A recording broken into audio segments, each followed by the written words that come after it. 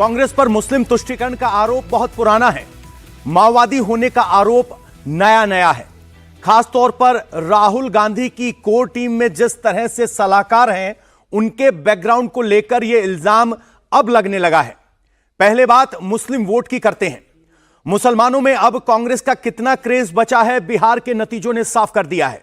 बिहार के नतीजों से यह भी साफ है कि असदुद्दीन ओवैसी मुस्लिम वोट का नया सितारा है। मुस्लिम यूथ ओवैसी में अपनी सियासी आवाज और पॉलिटिकल फ्यूचर देखने लगा है। यह बात और है कि ओवैसी का रास्ता भी आसान नहीं है। महमूद मदनी जैसे उनके कट्टर विरोधी उसी तरह के तीखे बयानों के साथ मुसलमानों के बीच सुपर एक्टिव हो गए हैं। ओवैसी दरी और पोस्टर की बात करते हैं तो मदनी मुर्दा कौम और जिहाद जैसे नारे उछाल रहे हैं। मुस्लिम पॉलिटिक्स के कंपटीशन में राहुल की कांग्रेस कहां खड़ी है?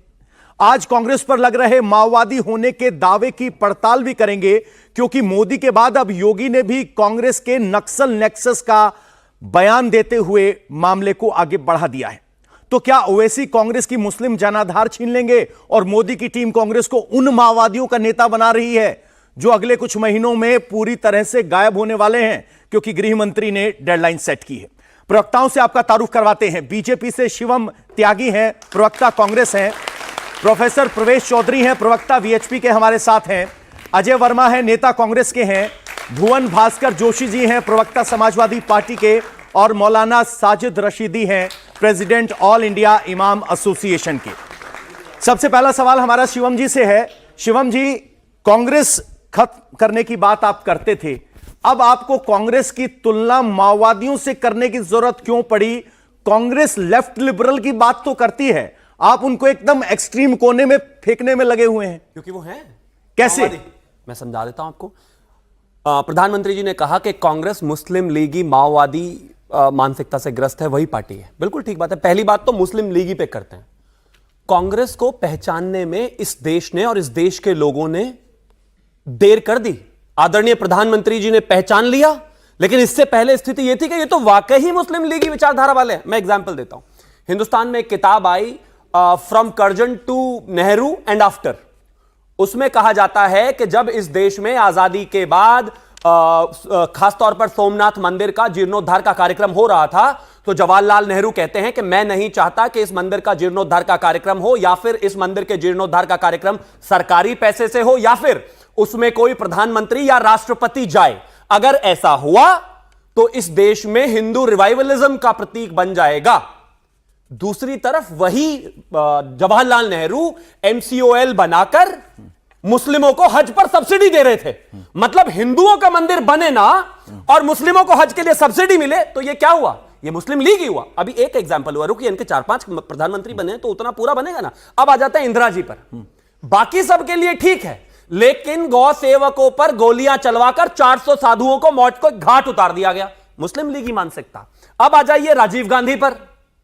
कौन भूल गया कि 3000 सिखों को किस तरीके से गला काट काट कर मारा? 2-2 साल के बच्चे जिन्होंने हाथ जोड़ जोड़ कर भीख मांगी, लेकिन फिर भी उनको मार दिया गया। और उसके बाद जब उनसे किसी रैली में पूछा गया तो उन्होंने कहा कि नहीं नहीं, जब बड़ा पेड़ गिरता है तो धरती हिलती है। रुकिए, अभी 2 और बच्चे हैं। फिर उसके बाद आते हैं सर, इतिहास काफी पीछे से शुरू करते हैं। सुनिए तो सही। अब इतिहास में इनके दादा नाना प्रधानमंत्री बने हैं, तो मैं बताऊं ना उनके बारे में। मुस्लिम लीगी, मैं तो कह रहा हूं ये शुरुआत से ही ऐसे हैं। जिसको आप सुनिए, जिसको आप मुस्लिम लीगी कांग्रेस कह रहे हैं, उसको तो मुसलमानों ने बिहार में वोट ही नहीं दिया। अभी मुसलमानों ने रिजेक्ट कर दिया। सर, अभी कांग्रेस वालों की राजमाता और नवासे का बचा हुआ है, उन पर तो आने दीजिए मुझे। अब उन पर आते हैं। राहुल गांधी का 1 जुलाई 2024 को पार्लियामेंट में बयान है कि जो अपने आप को वो हिंदू कहते हैं, वो दिन रात हिंसा हिंसा हिंसा हिंसा की बात करते हैं। अरे मैं, मेरे पिताजी, उनके पिताजी, उनके पिताजी के उनके पिताजी, अगर 5 जनरेशन में कोई भी हिंसा करने वाला होता तो 15 अगस्त 1947 के बाद इस देश में राम मंदिर बन जाता। हम हिंसा नहीं करते, तभी तो इतना इंतजार किया, लेकिन हम उनको हिंसावादी दिखते हैं। तो पहली बात, कांग्रेस में जो ये खानदान है, इनके तो खून में मुस्लिम लीग है, और ये जो इनकी पार्टी है वो पूरा मुस्लिम लीग मानसिकता से, तुष्टीकरण से सनी हुई है पूरे तरीके से। सर, मुसलमान तो मान ही नहीं रहे। बिहार में ओवैसी को चुन लिया, कांग्रेस देखती रह गई। अरे तो भाई, ये अपनी तरफ से आई लव यू बोलेंगे ना, सामने से कोई बोले या ना बोले, मुस्लिमों ने नहीं बोला, पर इन्होंने कोशिश पूरी करी। भाई, इनकी कोशिश में कोई कमी हो तो बताइए, है कि नहीं? अब आ जाता है माओवाद पर। माओवाद का अर्थ होता है कि किसी भी देश में वहां की सरकार को हटाने के लिए कोई लोकतांत्रिक रास्ता लेने की जरूरत नहीं है। आप मार काट करके, हिंसा करके, गाली देकर, पूरे देश के लोकतंत्र को खराब बताकर बस सत्ता में आना है। अब राहुल गांधी के पैटर्न पर आते हैं। वो कहते हैं इलेक्शन कमीशन खराब, जब वो कोर्ट में कन्विक्ट हो जाते हैं तो वो कहते हैं कोर्ट खराब, जब उन पर वो जीत नहीं पाते तो वो कहते हैं कि ईवीएम खराब, जब उनको मीडिया में अभी उनके प्रवक्ताओं को बोलने में थोड़ी सी मुश्किल होगी तो कहेंगे मीडिया खराब। इसको छोड़ दीजिए। वो कहते हैं जब सीएए का प्रोटेस्ट चल रहा था कि कब तक ऐसे बैठे रहोगे, सड़कों पर आइए, उसके बाद दिल्ली में दंगा, उसको छोड़ दीजिए। अभी पिछले दिनों राहुल गांधी का कहना था और राहुल गांधी की बहन जी का कि आपके वोट खत्म किए जा रहे हैं, आप ऐसे ही बैठे रहेंगे। यानी कि लोगों को भड़काओ, उनको बताओ मीडिया भी खराब है, उनको बताओ ईवीएम खराब है, उनको बताओ इलेक्शन कमीशन खराब है, और उनको बताओ आतंकवादी अच्छे हैं, उनको बताओ अफजल शर्मिंदा है, तेरे कातिल जिंदा है वालों को अपनी पार्टी में लाना है। यह होता है माओवाद। तो मुस्लिम लीगी, माओवादी, कांग्रेस, यही इनका नाम है ये 150 साल से वैसे ही देश ने पहचाना है। मुस्लिम लीगी माओवादी साबित करने में शुभम ने 5 मिनट लगा दिए। जी जी जी। ये आरोप आप पर जब लगता है कि कितने अफजल मारोगे, हर घर से अफजल निकलेगा, राहुल गांधी जेएनयू में जाकर उनका बचाव करते हैं अभिव्यक्ति की आजादी कहकर। हिडमा के भी वही नारे लगे, प्रोटेस्ट पोल्यूशन का नारे हिडमा को लेकर, और उसके बाद पोल्यूशन एक्टिविस्ट से राहुल गांधी मिलते हैं। तो ऐसे नारे लगाने वालों से राहुल गांधी उचित दूरी क्यों नहीं बनाते? क्यों ये आरोप आप लोग चिपकने देते? देखिए, एक रणनीति होती है पार्टी की जो अपनी रणनीतिकार तय करते हैं। अब चूंकि देश के प्रधानमंत्री का चाइना के प्रेम जग जा ही रहे लाल आंखें दिखाने से, तो वो डर गए। पहले तो ट्रंप ने कनपट्टी पे पट्टा रखा था कि ये पट्टा, मैं कट्टा नहीं कह रहा। अरे भाई, मैं आपके बीच में नहीं बोला भाई, आप मत बोला। देखो भाई, देखो पवन जी, अगर ये मैंने इनको इंटरप्ट बोला नहीं था, अगर इन्हें बोलना तो सॉरी, मैं डिबेट छोड़ू। नहीं बोलेंगे, कोई बात ऐसी बात है। प्रॉब्लम है, मेरा मित्र है, लेकिन कुछ चीजें पसंद नहीं है। नहीं, शुभम रुकिए, एक बार जरा कहने दीजिए, 5 मिनट। मैंने बिल्कुल सुना था। देखिए, तो वहां मैं कट्टा और पट्टा इस्तेमाल कर रहा हूं, 50 बार कह चुके हैं, और भारत की अस्मिता खतरे में है, लेकिन रम्मू, चम्मू, टम्मू, गम्मू, पम्मू सब बोलेंगे। नहीं नहीं नहीं नहीं, लेकिन देश के प्रधानमंत्री हैं, आप विश्व के शक्तिशाली नेता हैं, फर्स्ट पावर में आ गए, आप नहीं बोलेंगे। किस लिए? क्योंकि वो पट्टा और कट्टा। अब माओ तुंग्स जो था चाइना का, वो जबरदस्त खतरनाक किसका था? वो वहां लोकतंत्र नहीं था, तानाशाह था। माओ तुंग्स इनके आदर्श, पहले तो हिटलर इनका आदर्श है। एक लेनिन की, हिटलर की एक बुक है माइन कैफ, बच्चे पढ़ेंगे उसे, उसका पेज नंबर 145 और 146, किताबों की बहुत कहानी सुनाते हैं, लिख के लाते हैं वहां से, वही पुराना इतिहास अपने आईटी सेल से, बीजेपी से। उसमें लिखा हुआ है हिटलर के उस किताब में, माइन कैफ में, कि 3 तरह के लोग इस एक कंट्री में या देश में होते हैं। एक वो जो सरकार से 100% सहमत होते हैं, एक वो जो सरकार के 100% खिलाफ होते हैं, एक वो जो सरकार के ना साथ है ना सरकार के फेवर में है। तो ये इनको केवल ये दिखता है कि जो 100% सरकार के समर्थन में है, चूंकि अपने साधन संसाधन हमारे पास ना ईडी है, ना सीबीआई है, ना इनकम, यूं करके भूकंप आ गया क्या भाई? कर क्या रहे हो यहाँ मार मार के? पहलवानी कर रहे हो, जिम से आ रहे हो, सरकार के साथ और सरकार डरा किसे रहे हो ये बता दो। कांग्रेस के साथ कितने डरा किसे रहे हो? ठीक है तुम, लेकिन मैं बता रहा हूँ, प्लीज। तो मैं ये बताना चाहता हूँ कि माओवादी के आप कुछ भी रूप रख लीजिए, इन बच्चों को ये तो पता होना चाहिए कि शीतकालीन सत्र कल से शुरू हो रहा है। पार्लियामेंट का शीतकालीन कल से शुरू हो रहा है, जहां 545 लोग चुनकर यही लोग और हम लोग वोट करके अपना प्रतिनिधि भेजते हैं। आज इनकी सत्ता है, इनकी सत्ता है आज, तो इनकी सत्ता है। ईडी को इसलिए कन्वेक्ट रूप से लगा के जागृत कर दिया कि 200 से ज्यादा सांसद और राहुल गांधी और समस्त अपोजिशन केवल इलेक्शन कमीशनर ज्ञानेश कुमार, जो इनके आइडियोलॉजी हैं, जो इनके स्टार प्रचारक हैं, उनके खिलाफ महाभियोग का प्रस्ताव लेके आने की है। तो उन्हें वहां पर बड़ी बात कह रहे हैं, कांग्रेस महाभियोग लेके आएगी ज्ञानेश कुमार के खिलाफ, ये लाइन बदल रहे हैं, आईटी सबका इस्तेमाल करेंगे और नई नई उपमाएं प्रदान करेंगे। जवाब ले लें सर, एक बार फिर आएंगे। मैं फाइनल कर दूं बस। देखिए, हिटलर की बायोग्राफी पढ़ के, हिटलर जब ये पढ़े बच्चे, 30 समानताएं वर्तमान देश के शासक से मिलती हैं। जब हिटलर वहां आया था ना अपने शासन में, तो वो उसने क्या, फ्रेंड्स आई एम पेंटमैन, और जब आया था ना सत्ता में, और यूं ऐसे लेट गया। हमारे यहां भी यही हुआ था, और जैसे ही आया था ना सर, हमारे यहाँ होता है मित्रों, फिर वो क्या कहता था, फ्रेंड्स। अच्छा हमारे यहाँ पता है क्या होता है? हमारे यहाँ क्या होता है? मोदी उनके यहाँ क्या होता अजय था? जी, फ्यूरर। पढ़िए सर, फीस समानता है अगर ना मिल जवाब ले जाए। लें, जवाब ले हिटलर लें। मन की बात रेडियो पे करता था उस वक्त 1932 से 45। पता ना सर ये कह रहे हैं कि मोदी साहब जो है हिटलर हो गए हैं, इसलिए उनका विरोध सड़क पे उतरकर युवाओं को नौकरी की बात नहीं होंगी रेडियो पर, अरुणाचल की बात नहीं होंगी, विकास की बात नहीं होंगी, महंगाई की बात नहीं होंगी, लेकिन बात होंगी केवल इस देश, हिंदू मुसलमान, पाकिस्तान इनका आइडियोलॉजी है, पाकिस्तान इनका पोस्टर बॉय है, पाकिस्तान इनका एजेंडा है, हिंदुस्तान पाकिस्तान कब्रिस्तान शमशान, जवाब ले लें सर। ओनली द एजेंडा जो वो देश कह और देश रहे की हैं सरकार और कि उसके प्रोपोगंडिस्ट हिटलर से और प्रेरित उसके है, मंत्री मोदी सब को करने हिटलर में लगे बताने हुए का प्रयास कर रहे हैं। ये सब तो ठीक है, मुझे एक चीज बताइए, ये आप ये कपिल शर्मा का प्रोडक्ट कहां से उठा लाए? ये पता कहां से आए? तर्क है उनके अपने सर। एक बार को कहां से आए? एक बार को जब ये ये नीचे सीधी- लेटे मुझे लगा कोई हड्डी चटक जाएगी, इस उम्र में ठंड वैसे है, भला कोई बात सीधी। है ये? अरे भाई बातें रखने आए हो, बात रखो। अब आता गंभीर हूं आगे। आरोप लगाए उन्होंने। अब हाँ सब पर आ रहा हूं, एक एक करके सब। अरे जिम से कुछ आके लोगों की ना आदि बाजू की शर्ट पहन के डराया नहीं जा सकता। मतलब पहले बहुत सारे जो सिक्योरिटी वाले हैं, बहुत सारे जवाब मिलते ले हैं लीजिए सर, आपने कुछ बड़ा लोगों आरोप की लगाया है। मानसिकता होती है और गलती भी नहीं होती। जैसे कि अगर किसी का जूता बनाने का काम है तो उसको दुनिया की किसी एलीट पार्टी में भेज दो, उसका ध्यान सिर्फ सभी लोगों के जूतों पे रहेगा। अगर किसी का ट्रेलर का काम है तो उसको किसी पार्टी में भेज दो, वो सबके सूट फटे हैं, कटे हैं, अच्छे हैं, उसी पर ध्यान रहेगा।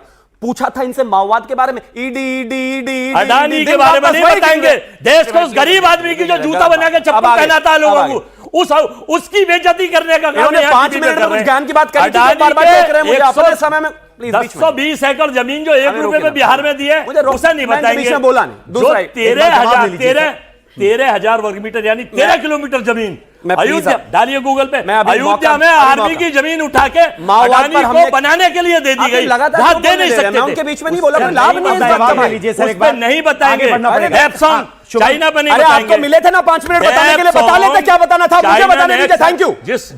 चीज का नाम है, प्लीज रोके इनको भाई, क्या बात है? मतलब मैं इनके ऊपर का सम्मान किया जा रहा हूँ, ये आदमी रुकने को तैयार नहीं है। डेप्सॉन कुछ भाई स्मार्ट रोकेंगे मीटर आप, बनाने का अजय जी। ठेका ये देंगे लाला जी, कश्मीर गलत में ऐसे नहीं अपने चलेगा गवर्नर से। अजय जी, रुकना पड़ेगा आपको। Thank you. अब जवाब ले लीजिए। 85,000 देखो, रुपए देखो, का आपने देख रहे सवाल हैं उठाया तो जवाब चाइना दिए कि में नीचे। आखिर नहीं, गलत बात। चाइना में सबसे नहीं, ज्यादा ऐसे नहीं चलेगा। चाइना अजय जी, गुजरात में ऐसे नहीं सबसे ज्यादा चलेगा। इन्वेस्टमेंट ये क्या है? क्यों आपके कर रहा है? सहयोगी- बच्चों को बहका देंगे, ये झालर में आग लगा दो, चाइना मुर्दाबाद, चाइना मुर्दाबाद, इनको सर, क्या चाइना मुर्दाबाद। एक ऐसे झालर में बात आग कीजिए, लगा गलत है देंगे भाई। 20 रुपए की डिबेट में टाइम तो मिल जाएगा, वोट मिल जाएंगे। अरे भैया जवाब तो ले लो सर, ये कोई तरीका थोड़ी हुआ। नागर साहब सुनिए एक बात सुनिए। अरे आप नागर नहीं, यहाँ नारा कोई है। भी एक्शन कर लीजिए, सुनो। क्या उससे वोट बनेंगे? प्लीज तर्कों से अपने वोट समय में बनेंगे। बोलने कोई लाभ नहीं है। सवाल उठाया आपने, जवाब लेने की जिम्मेदारी मेरी, आप जवाब ही नहीं लेने दे रहे, आप ही उनको बचा रहे हैं। नहीं, मैं नहीं बचा आप रहा। ही बचा वो रहे हैं जवाब सर। कहाँ दे रहे हैं? मैं सुनो तो सही, जवाब सब्र तो करो।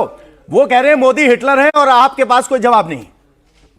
मुझे ऐसा लग रहा है कि कांग्रेस वालों को अब कोई सुनने वाला भी नहीं बचा। यहां थोड़ी सी पब्लिक देखी तो रुक ही नहीं रहे। घर में तो कोई सुन लेता है कि नहीं सुन लेता भाई? सर, मुद्दे पे आइए लगातार ना। बोले जा रहे हैं आदमी। ये पब्लिक पे आइए। अब मैं आगे आना चाहता हूं। ये बुद्धिजीवी इस आने देश वाला में देश का माओवाद पर कंधा है, आते ये हैं। जैन जी हैं, ये बता देंगे भाई कि साहब, देश इनको में ना तानाशाही के इनको ना खिलाफ ट्रिगर कैसा करने के लिए बस बताइए एक सेकंड पब्लिक चाहिए, में। एकदम लड़ना इनको शुरू भी कर देते हैं। बेरोजगारी 10 सेकंड की करवा पब्लिक की भीड़ दीजिए। में अपनी लग बात गया रखिए, जैसे। आप बोलने अब दीजिए कैसे उनको। दबाव बोलने दीजिए दबाव करते हैं। उनको। आप अपनी भाई बात अगर बैकग्राउंड म्यूजिक देने का इतना शौक है तो इनके हाथ में तंबूरा दे दो, बजा लेंगे। मैं गाना गा लूंगा, गजब बात हो रही है। जय प्लीज श्री इनको राम, रोकिए, कोई जय लाभ श्री नहीं है। राम। ये देखिए सर, बताइए सोचिए जरा, सोचिए, केवल उन ये लोगों को युवा क्या देखते हैं। सीखेंगे? मैं बताता हूं ये युवा कौन क्या है? सीखेंगे? लंदन आप सोचिए तो सही। अनुराग ठाकुर के भाई, ये देख, अरे भाई कौन है? साहब, नड्डा जी के बेटे। सर कोई भी कहानी सुना रहे हो आप, रुको तो सही। चेयरमैन कौन है? अमित शाह के सर बेटे। ये युवा, ऐसा कोई एक सेकंड, नहीं है। एक सेकंड सर, क्या आपको इस तरह की टीवी डिबेट देख के मन में क्या आता? पहले युवाओं से फीडबैक ले लीजिए। जब एंकर का सवाल इररिलेवेंट, अपने मन की कहानी शुरू। अजय जी को मैं एक धन्यवाद देता हूं, आपने हमें जगाया। हमें नहीं पता था कि कांग्रेस इतना काम करेगी, बहुत अच्छा। आप बताइए मुझे, इस जब से 2014 इंफ्रास्ट्रक्चर जो भी सड़कें कितनी हुई हैं, आपके जमाने कांग्रेस के में एक भी सड़क सही नहीं थी। आज यहाँ से लेकर बम्बई हाईवे चले जाओ, यहाँ से लेकर लखनऊ से आगे चले जाओ, बिहार चले जाओ, उत्तराखंड कहीं भी चले जाओ, आपको रोड टूटी फूटी नहीं मिलेगी। और रही बात उसकी, मैं आपको बताता हूँ, जितनी भी कंपनियां थी, सैमसंग, एलजी, सारी की मैन्युफैक्चरिंग हो रही है इंडिया में। ये नया भारत है ये। भाई अब मुझसे ये सब पूछा तो है, ठीक है, इनसे ये तो पूछा मुझे है? बोलना था। ये आपको भाई, ये तो मैं बोलने आ रहा आईना हूं, दिखा मुझे रहे मुझसे हैं, पूछा है ना। बता रहे हैं क्या काम हुआ। मेरा सर, धन्यवाद, मेरा सुनो। एक सेकंड, एक बात हो रही थी। सेकंड, अब एक बहुत ही दो सवाल ले धन्यवाद, लीजिए आपने सर। सवाल पूछा, बड़ी मुश्किल मैं से तो इंतजार कर रहा था कि अब सवाल कोई पूछा तो 10 कॉरिडोर मिनट सड़कों और पर नहीं आए। है। सर एक और सुन लीजिए। हाँ सर बताइए। हमारे कांग्रेस के प्रवक्ता ने बोला कि ठीक है 2024 के बाद कांग्रेस पार्टी ने बहुत किया था, जो भी विकास किया था। मैं सीधा सा पूछना चाहता हूं, अगर विकास किया था तो इनकी सत्ता में क्यों नहीं आई? वो दो वोट से स्टार्ट किए थे, 2 लोकसभा में सीट थी जब अटल बिहारी वाजपेयी ने बोला था। आज जो है मोदी जी ने आज प्रधानमंत्री कैसे बन गए? ये राहुल गांधी जी को सोचना चाहिए, इनके कांग्रेस के प्रवक्ता को सोचना चाहिए। ये अगर जनता देश का में ऐसे- फीडबैक है सर आपके लिए। अगर देश में अगर आपको वापिस करना है तो आप बाप का, दादा का, क्या दादी का आप नहीं कर सकते। आपने क्या किया सर? 1 मिनट और, मेरे पिताजी के जब गांव में थे ना, 1 मिनट मैं सुना, 1 मिनट सर सुन लीजिए, बहुत अच्छा सर दे रहा हूं। मेरे पिताजी के नाम से ना जब हम लोग गांव में जाते थे, हमारे पिताजी के जब कोई जो है जाते थे तो उठ जाते थे, क्योंकि हमारे पिताजी पंडित थे। अब हम उनके जो है दावे पे बोले कि नहीं, हमारे सामने ये लोग क्यों नहीं उठ सर रहे अब हैं? हमें बाकी गेस्ट पे भी जाना पड़ेगा। तो ये कह रही है तो जनता का फीडबैक आया सर, जनता किस तरह की बातों पर रिएक्ट करती है वो आपने समझ लिया। रशीदी साहब अने आप मुझसे यहां पर जवाब एक सेकंड आ रहे हैं, एक आजा सेकंड मुझे एक 10 सेकंड सेकंड रुकिए बताएंगे। जरा। रशीदी साहब बड़ी सब्र से इंतजार कर रहे हैं। सर जब प्रधानमंत्री नहीं, नरेंद्र आप मुझसे मोदी पूछेंगे, शाम कांग्रेस को को बताएंगे। मुस्लिम लीगी कहते हैं तो मुसलमान अपना रहनुमा किसमें ढूंढता है, खासतौर पर तब जब AIMIM मैदान में है और उनको वो सफलता मिलती हुई दिखती है मुस्लिम रहनुमा के तौर पर। आपको ये भी पता होना चाहिए कि बिहार में 26% वोट बीजेपी को भी मिला है मुसलमान का। ये भी याद रखना चाहिए। आप ये क्यों कहते हैं कि मुसलमान IM के साथ में है या कांग्रेस के साथ में है? ऐसा तो बिल्कुल भी नहीं है। था एक ज़माना, एक वक्त था जब मुस्लिम कांग्रेस के साथ लगता था और 65 साल तक जिस तरह से बेवकूफ़ मुसलमानों को कांग्रेस ने बनाया, इसमें कोई दो राय नहीं है। ये सच्चाई है, क्योंकि हमें आज़ादी के बाद में जो हमारी पोजीशन थी आज वो ज़ीरो पे चली गई। लोकसभा में कहाँ हैं, विधानसभा में कहाँ हैं, नौकरियों में कहाँ हैं। मैं आपको 10-12 साल का लोग पूछते हैं कि 10-12 साल में क्या हुआ। कांग्रेस के टाइम में ये होता था कि UPSC के एग्ज़ाम में एक बच्चा कहीं से कोई निकल गया हिंदुस्तान के किसी कोने से मुस्लिम। इस बार जो UPSC का चुनाव हुआ है 70 से 80 बच्चे निकले हैं। 70 से 80 बच्चे, ये मामूली बात नहीं है। इसका क्रेडिट किसको देंगे फिर? दूसरी बात अभी जो है यहाँ वेस्टर्न यूपी में पुलिस में भर्ती हुई तो 48 बच्चे, 48 बच्चे भर्ती हुए मुसलमान। ये कोई मामूली काम जब आप ये आंकड़ा देते हो तो वहीं मदनी साहब का बयान भी आता है कि जुल्म हो रहा है तो जिहाद भी हो गया। फिर ये हमेशा मुसलमानों पर जुल्म होने की कहानी सुनाई किसके लिए जाती है? देखिए, जो एक मिसाल दे देता हूं मैं छोटी सी आपको। एक आदमी हिंदू से मुसलमान हो गया, 20 साल के बाद उसके मन से मुंह से राम निकल गया उठते बैठते। तो एक आदमी ने कहा 20 साल हो गए तुझे हिंदू हुए हुए, मुसलमान हुए हुए, अब भी राम कहता है। उसने कहा जो राम 40 साल से मन में बसा था 20 साल में थोड़ा निकल जाएगा। तो 65 साल जो मेहनत की थी मुसलमानों के ऊपर वो 10 साल में खत्म करना चाहते हैं आप। अच्छा, ये तो साइकिल का चैन है, साइकिल के पहिए को घुमाइए, बहुत देर तक चलता है वो। तो ये मदनी साहब का बयान, फलां साहब का बयान, ये सब वही है जो कांग्रेस की चाल पर चल रहे हैं और मुसलमानों को ये भी डराने का काम कर रहे हैं। ये भी मुसलमान दो तरफ से डराया जा रहा है। एक तो सियासी पार्टियां डरा रही हैं, जितनी भी विपक्ष में पार्टियां बैठी हैं वो सब आज के टाइम में मुसलमानों को डराने का काम कर रही हैं। प्लस जितने हमारे मुस्लिम रहनुमा हैं, खासतौर से मदनी साहब, ये भी मुसलमानों को डराने का काम कर रहे हैं। अगर मुसलमान डरेंगे नहीं तो उनके पीछे चलेंगे कैसे? अच्छा, दिक्कत तो वो है ना सर। मुसलमानों को समाजवादी इसलिए डराया पार्टी जा के रहा है। प्रवक्ता हमारे साथ भुवन भास्कर जोशी जी हैं। जोशी साहब, मौलाना साहब सीधे तौर पर कह रहे हैं कि मुसलमानों को डराने का पॉलिटिकल बिजनेस है अपनी रेलेवेंस के लिए। ऐसे में एक तरफ राहुल गांधी का जिक्र मोदी कर देते हैं, बाकी सब ओवैसी का कर देते हैं। समाजवादी पार्टी कैसे अपने एजेंडे को आगे बढ़ाएगी, खासतौर पर तब जब मुस्लिम वोटों की इस ग्रैबिंग में आप अपने आप को कहां पाते हैं? पवन जी, मुझे 3 लोगों का जवाब देना है। हाँ। भारतीय जनता पार्टी का जवाब देना है, उनका भी जवाब देना और आपका भी जवाब। थोड़ा समय दीजिएगा जी। मैं शुरुआत करता हूं, चूंकि मैं देश के भविष्य से बात कर रहा हूं तो मुझे लगता है इनको बताना चाहिए कि जो भारतीय जनता पार्टी के जो प्रवक्ता साथी है, इनकी पार्टी देश, आपने कभी सुना है आपने कि देश की आज़ादी में इनका क्या योगदान है? कोई इनके किसी भी आपने एमपी एमएलए या किसी भी इनके समर्थक का सुना है? ये लोग देश उस समय माफी मांग रहे थे अंग्रेजों से और माफी वीर बनकर पेंशन लेने का काम कर रहे थे। ये इनकी स्थिति थी और बार बार देश के युवाओं को भटकाने ये कहते हैं मैं कभी ये कहते हैं कि मैं कभी बीच में नहीं बोलता। और एक मैं आपको दावा के साथ कह सकता हूं पवन जी, मैंने किसी भी साथी के बीच में नहीं बोला, किसी के बीच में नहीं बोला। आप पूछिएगा, आप ये गलत विषय है पवन जी, ये बिल्कुल गलत विषय है पवन जी। मैंने बहुत धैर्य का परिचय दिया, उन्होंने बहुत धैर्य का परिचय दिया मैंने। बिल्कुल मैं आपको बताना चाहता हूँ, मैं आपको बताना चाहता हूँ ये भारतीय जनता पार्टी का इतिहास।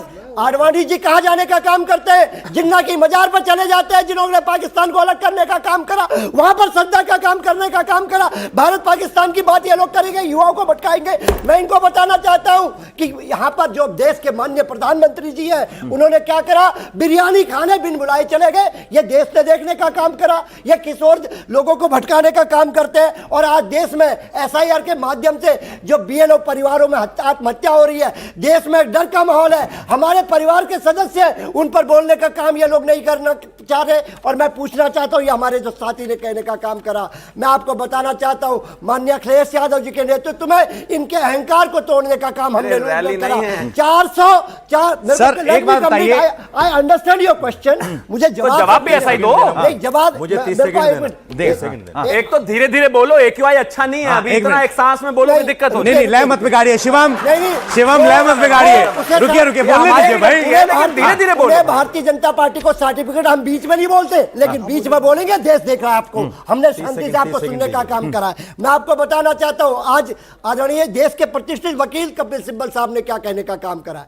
कपिल सिब्बल साहब ने कहा है कि जब मुसलमानों को जरूरत होती है, कोर्ट में संरक्षण की जरूरत होती है, उनकी मदद की आवश्यकता है, तो क्या कहां का काम करने का काम करते हैं? ये बताइए, देश के जो मुस्लिम के रहनुमा बनने की कोशिश करते हैं वैसे साहब वो कहां दिखाई देते हैं? ये बताने का काम उन्होंने कहा। और रही बात समाजवादी पार्टी का स्टैंड, पवन जी आपने मुझसे पूछने का काम करा, निश्चित तौर पे पीडीए की ताकत ने इनको आधा करने का काम उत्तर प्रदेश में करा। ये बड़ी बड़ी बातें कर रहे थे, 80 के 80 की बात हो रही थी देश में, 400 पार की बात हो रही थी। ये माननीय अखिलेश यादव जी के सर एक छोटा सा सवाल, सर एसआईआर से कौन डरा हुआ है? एसआईआर से देखिए कैसा माहौल है। बिहार में क्या हुआ, देश ने देखने का काम करा। इनके जो राकेश सिन्हा राज्यसभा सदस्य दिल्ली के चुनाव में यहां वोट जाने का काम करते, फिर बिहार डरा कौन है? सिंपल सा सवाल है। आप कह रहे हो एसआईआर से डर है, डरा कौन है? डरने की बात नहीं है। आप ही कह रहे हो।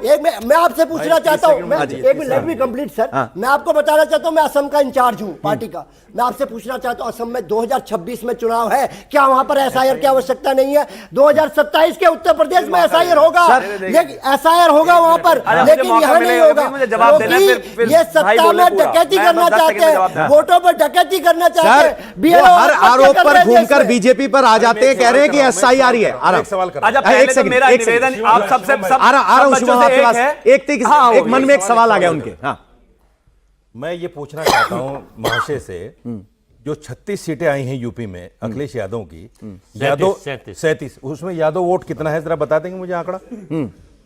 अच्छा कितने यादव? नंबर एक सवाल नहीं बता पाए। सवाल बिहार में ये है कि बीजेपी एसआईआर के जरिए डर फैला रही है, वो ये बता नहीं पा रहे डर किसमें है। तो मेरा सब बच्चों से एक सवाल है। अच्छा, मेरे भाई ने 3-4 मिनट बोला, कुछ समझ में आया? सच बताना। देश को समझ में आ गया, बच्चों को नहीं आया तो देश को क्या आएगा? यही तो हाल है इनका। अब आ गया आपकी झूठी बातें भी समझ में आ गई है, देश को झूठी बातें भी समझ में आ गई है। देखिए ये लगातार ये गलत है।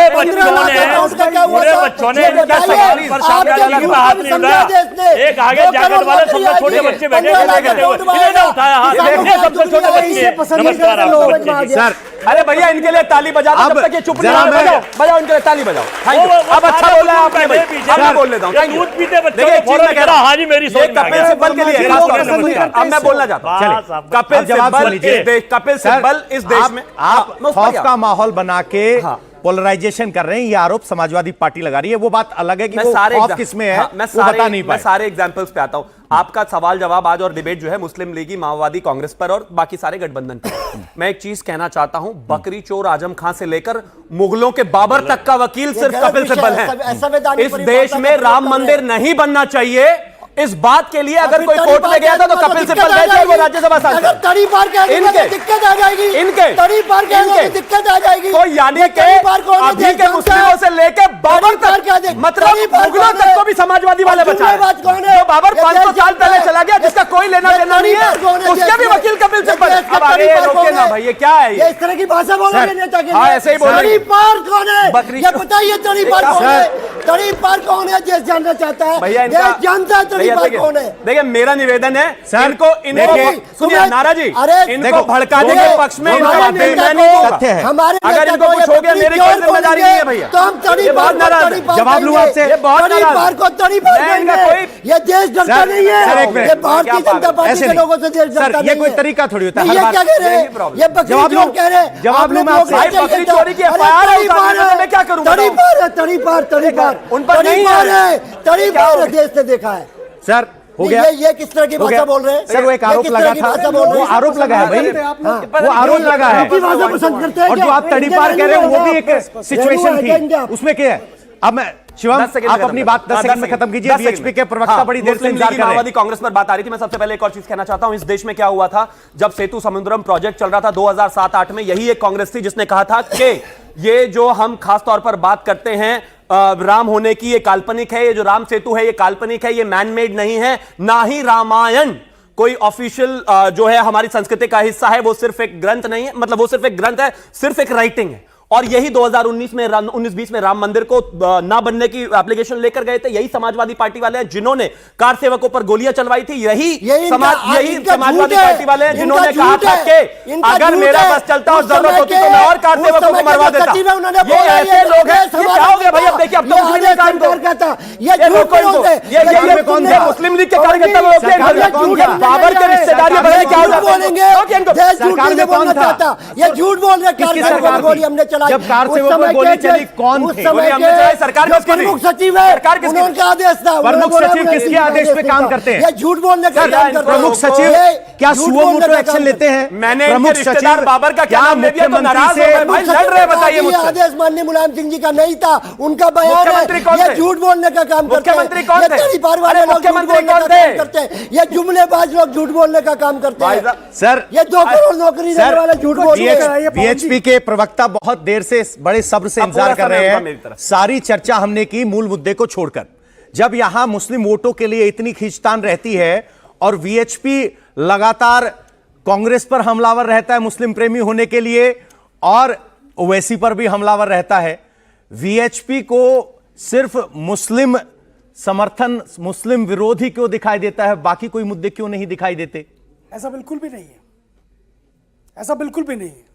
चरखी दादरी की घटना हुई, सारे मुसलमान थे, विश्व हिंदू परिषद और संघ लगा, उन सबको दफनाया भी गया, और जहां जहां जिन जिन लोगों ने बॉडी क्लेम करी सरकार की मदद से उनको दी भी गई। जब भूकंप आता है, बाढ़ आती है, हम ये नहीं देखते कि वो हिंदू के हो रही है या मुसलमान की हो रही है, हम उसकी मदद करते हैं। सर वीएचपी का जिक्र इसलिए आया, एक मिनट रिफ्रेश कर देता हूं सवाल को। वीएचपी का जिक्र इसलिए है जब मदनी साहब कहते हैं कि जिहाद होगा, जुल्म होगा तो जिहाद होगा, आप सबसे आगे आकर कहते हैं कि इनके खिलाफ कार्रवाई हो, ये गलत कह रहे हैं, उनको आप निशाने पर लेते हैं। तो जहां एक तरफ मदनी मुस्लिम पोलराइजेशन करते हैं, क्या वीएचपी भी हिंदू पोलराइजेशन करती है? मदनी जो कहते हैं वो एक पंथ के लिए कहते हैं, हमारा हिंदू समाज के लिए बात करते हैं। और अगर हम हिंदू कहते हैं तो भारत कहते हैं, हिंदुस्तान कहते हैं, ये देश कहते हैं। हमारी हिंदू की परिभाषा में मुसलमान अलग नहीं है, हमारी हिंदू की परिभाषा में ईसाई अलग नहीं है, हमारी हिंदू की परिभाषा में वो सबको शामिल करके चलने की बात करते हैं। इसलिए हिंदू सर्वे भवंतु सुखिना कहता है। सर इस हिंदू की परिभाषा में वोटर अलग हो जाता है क्या? सुन लीजिए पवन जी। और जहां तक कांग्रेस की बात रही, कांग्रेस का इतिहास अगर उठाया जाए तो 1912, 1916, उसके बाद 1920, उसके बाद 1929 से बाबा साहब अंबेडकर ने पवन जी बहुत अच्छे से बताया, बोले कांग्रेस मुस्लिम तुष्टीकरण कर रही है। कब? साइमन के जब उसमें कहा उन्होंने कहा कि मुस्लिम लीग की मांग को 1916 के अंदर कांग्रेस ने क्यों सहमति दी, सेपरेट इलेक्टोरेट की मांग को क्यों माना? वो अंग्रेज कह रहे थे और उसको कांग्रेस मान रही थी। मोपलाव हुए, मोपलाव के द्वारा केरला के अंदर हिंदुओं को मारा गया, नरसंहार किया गया, कांग्रेस चुप थी, खिलाफत कर रही थी। अंबेडकर कहते हैं उस खिलाफत आंदोलन में वो कमाल पाशा जो विदेश की धरती पर है, उसका भारत से क्या लेना देना, कोई लेना देना नहीं था। लेकिन कांग्रेस उसके समर्थन में खिलाफत कर रही थी, उसके अंदर असहयोग आंदोलन के अंदर से अलग और खिलाफत कर रही थी। उसके बाद अंबेडकर कहते हैं कि श्रद्धानंद को अब्दुल ने गोली मार दी, कांग्रेस चुप थी। लाहौर के अंदर आर्य समाज के कार्यालय से निकाल करके आर्य समाज के नेताओं को मारा मुसलमानों ने, कांग्रेस चुप थी। कांग्रेस की तुष्टीकरण की नीति को 1929 में बाबा साहब अंबेडकर ने बताया। सर ये कह रहे हैं कि कांग्रेस का तुष्टीकरण तो तब शुरू हो गया था जब आपने डिफरेंट इलेक्टोरेट की बात की, अलग से कॉन्स्टिट्यूएंसी को एक्सेप्ट किया और बाद में द्विराष्ट्र सिद्धांत को एक्सेप्ट किया। हो गया सवाल। उसके बाद शाहबानू का केस, शाहबानू के केस में सुनिए, शाहबानू के केस में क्या हुआ, कोर्ट ने कहा कि उसको भत्ता मिलना चाहिए। कांग्रेस ने विधेयक लेकर आई, कानून बनाया, किसके पक्ष में गई, मुसलमानों के। यानी मुसलमान को दामाद बनाकर रखने की आदत, तुष्टीकरण की राजनीति किसकी थी, कांग्रेस पार्टी की थी। आइए, कांग्रेस। आइए। लेकिन हम क्या कहते हैं, सर अब आप रुकना पड़ेगा। सर रुकिए, हमारा जवाब ये देने है, सुन लीजिए बस एक मिनट, 50 आरोप लगा दिए सर, एक सेकंड नहीं, अब रुकना पड़ेगा। जी सर, आखिरी मिनट है सर मेरे पास, जवाब देने दीजिए। हिंदू और मुसलमान और मैं थोड़ी देर पहले आपको एक ये फोटो न्यूज दिखा रहा था, इनके मुंह से निकला। हाँ क्या है बताइए ना। ये जो निकला है ना, मैं तो पहले ही समझ गया था। बोलिए बोलिए। अभी जो सही कहा आपके लिए, दामाद सही कहा आपके लिए। बच्चों को मैं बताना चाहता हूं, भाजपा और आरएसएस के एक संगठन मंत्री रामलाल जी की भतीजी है लखनऊ में, क्या हुआ फिर? चिड़िया गुप्ता, उसकी शादी पता है किससे? अरे मेरे पहले वाक्य में समझ गए, एक सेकंड। आप समझ गए नहीं समझ गए, मैं बोला नहीं था। सर्वे भवन्तु सुखिनः, सर्वे भवन्तु एक सेकंड। दामाद बता हमने रहे पहले कहा है, प्रोफेसर साहब, प्रोफेसर साहब एक बार चुप हो जाइए प्लीज। नहीं नहीं प्रोफेसर साहब जवाब लेने दीजिए सर। हिंदू कहता है, आप कह के दिखाइए, आप कह के दिखाइए। दामाद जी, प्रोफेसर साहब रुकिए ना एक बार। सर क्या इंटर रिलीजन मैरिज होने से दामाद वाली बात पे चले जाएंगे? तुष्टीकरण का जवाब दीजिए ना। अरुण सिंह जी, गृह मंत्री जी क्या सब पहुंचे दिक्कत है थे, उसमें? फैजान करीब, क्या ये तो दामाद जी समस्या कह रहे हैं इसका ना। तो स्वागत करना चाहिए आपको। क्या समस्या है उसके स्वागत करना चाहिए आपको। दामाद किसके हैं बताओ ना जरा। पवन जी, अब ये बताइए तुष्टीकरण के आरोप पर आपका क्या कहना है? मैं- कि आप मैं यही हमेशा बताने से जा रहा हूं। मुस्लिम तुष्टीकरण अरे करते सर, आए हैं यही और तो सिर्फ बताने देखने जा लगे। रहा हूं आपको। अरे तो कल थोड़ी बताना है, बताओ डिबेट आज ही खत्म हो जाएगी। पवन जी, इन्हें मैं ये बताने जा रहा हूं कि जब इस हिंदू भारत का संविधान हिंदू मुस्लिम सिख ईसाई बौद्ध पारसी सबको समानता का अधिकार रहने का देता है, यहां पर डेमोक्रेसी लागू है। 57 कंट्री वर्ल्ड में अगर नॉलेज हो बच्चों को तो होगी, 196 कंट्री हैं यूएनओ ने मान्यता दे रखी है। 57 मुस्लिम सुन ले सर जरा, 30 सेकंड में खत्म कर रहा हूं सर आप बात में तो आते नहीं, कहानी लंबी सुनाते हैं। 57 कंट्री में मुस्लिम डोमिनेटेड है और 139 कंट्री हैं जो क्रिश्चियन डोमिनेटेड है, जिसमें आते हैं आपके दो। बढ़िया हमारी कंट्री कुल मिलाकर फिलहाल अभी तुष्टीकरण के जो आरोप लगे उसको लेकर जवाब नहीं है, लेकिन एक लंबी लिस्ट देशों की गिना रहे हैं। फिलहाल आज की बहस में इतना ही नहीं, कांग्रेस के लिए अभी भी मुस्लिम हितैषी होने के आरोप से पीछा छुटाना बड़ी चुनौती है। और इस डिबेट में फिलहाल इतना ही।